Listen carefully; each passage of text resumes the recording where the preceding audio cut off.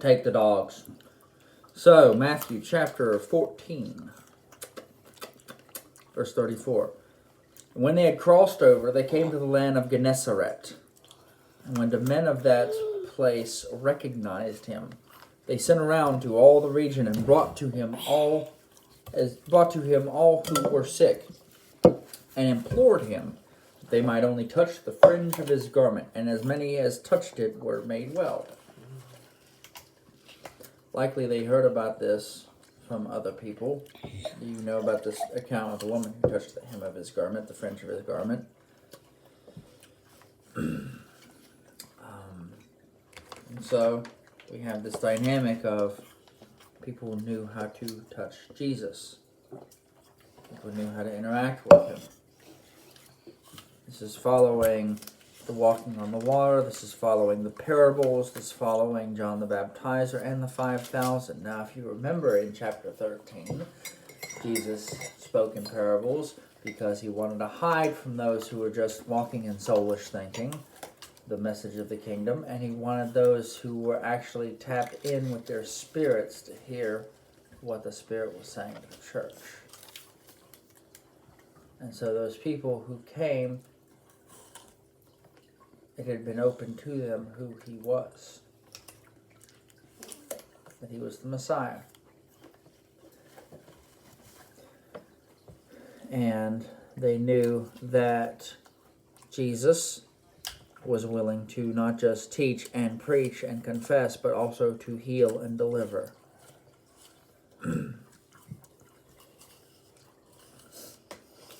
Now, they recognized him.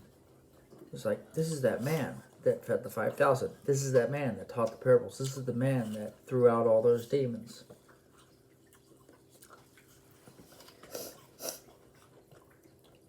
The thing is, and the question is, and the point that I'm here, which is really simple, is, do you know how to touch his heart? If you've connected with him for any appreciable amount of time, he will show you what his heart is like, and he will also show you what it takes to touch his heart. Because he can dole out healing and miracles and this, that, and the other, but the more important thing is, do you know how to touch him?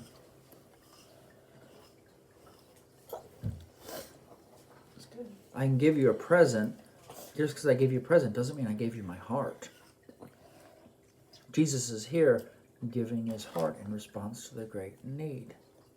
It says, and repeatedly in other places, that when he saw the crowds, they were harassed like sheep without a shepherd, and he had compassion.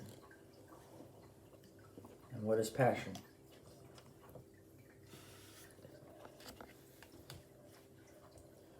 What is passion? Passion is a strong feeling of love or wanting. No, actually. Passion is one thing and one thing only. Rooted in love. Suffering. Got these intense feelings when we say we're passionate about something, we're passionate about something. No. You're passionate about the things that you're willing to die for. Passion is suffering.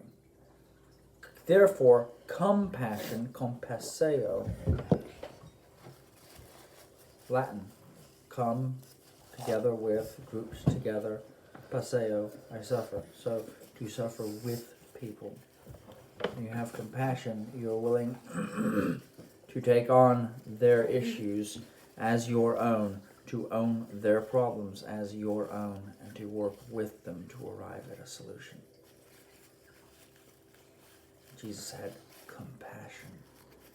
That's why when we refer to the week before his execution, we refer to it as Passion Week.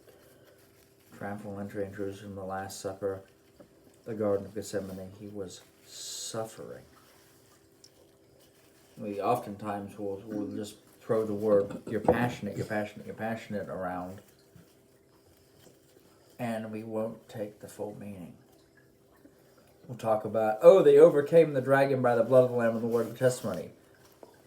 And we'll call that passion, but there's no passion because there's no suffering and willingness to die. You overcome the dragon by putting your life on the line and putting skin in the game. Genesis 22. Go to the land of Moriah and sacrifice your son, your only son, whom you love, on one of the mountains that I will show you. God was able to say that to Abraham because God experienced the same thing.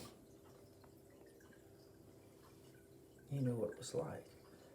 He said it's not good for man to be alone. He knew man alone would suffer. How did he know that? Because he hung on the cross.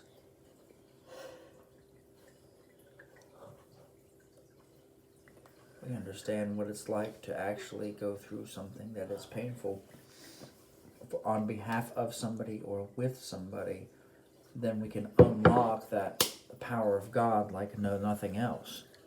I mean, Jesus can dole out a gift and everything, but doesn't mean it's touched your heart, and likewise you reach for his heart. Because when you reach for his heart, when you receive a healing, you get more than just the healing, you get something deeper.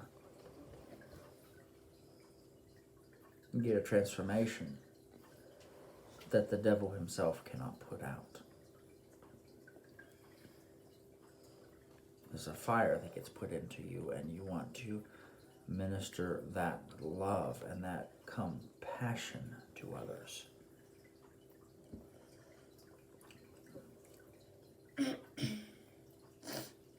So,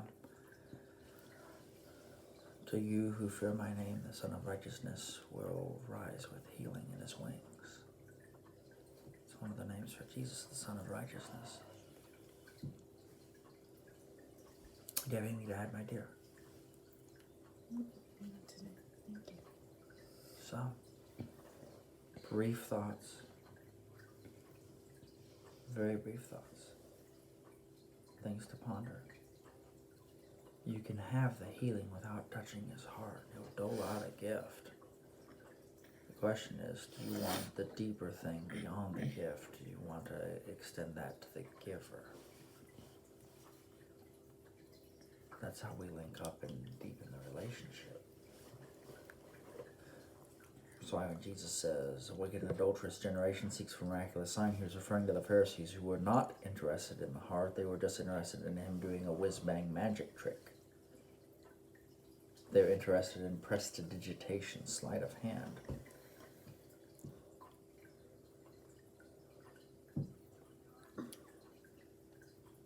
And he wanted to give them more than just a magician's act. He wanted to give them his heart.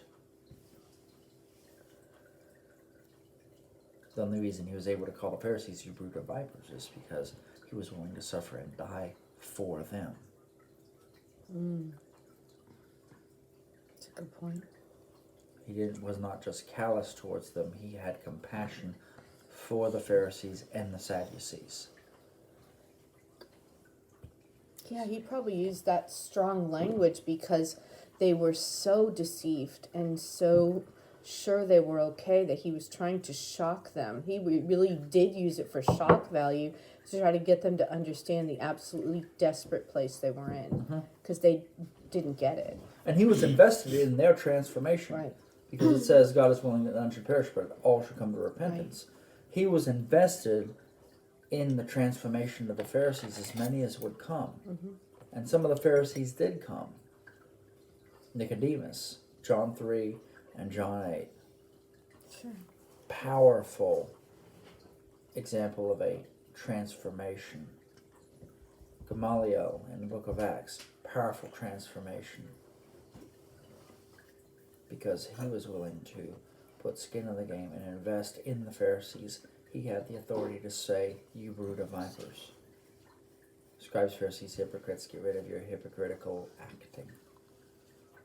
So, just some thoughts there.